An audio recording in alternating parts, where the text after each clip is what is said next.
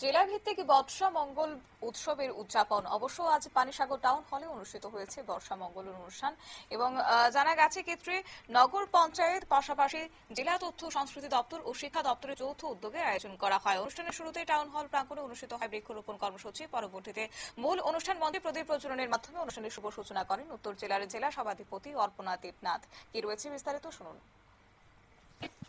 সাথে সম্পর্কিত এটি বর্ষার আগমন ও প্রকৃতির সৌন্দর্যকে উদযাপন করে। এই উৎসবে বর্ষার আগমনকে আনন্দ ও উৎসবের মাধ্যমে স্বাগত জানানো হয়।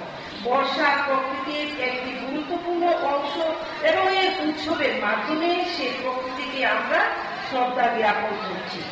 এই পৃথিবীতে প্রাণীকুল এবং উদ্ভিদকুল বেঁচে থাকতে অবশ্য এদিন পানিসাগর বিদ্যাজ্যোতি দ্বাদশ মান বিদ্যালয়ের দুই ছাত্রী মনীষা দাস এবং সুরুচিতা মাহেশ দাসের দ্বৈত কণ্ঠে কবিতা আবৃত্তির মাধ্যমে এদিন বর্ষা মঙ্গল উৎসবে যথার্থতা বহিঃপ্রকাশ ঘটে এবং পরবর্তীতে কুইজ প্রতিযোগিতারও এদিন আয়োজন করা হয়। নিয়ে নিশ্চিত ছোট্ট একটি বিজ্ঞাপন বিরতির সঙ্গে থাকুন।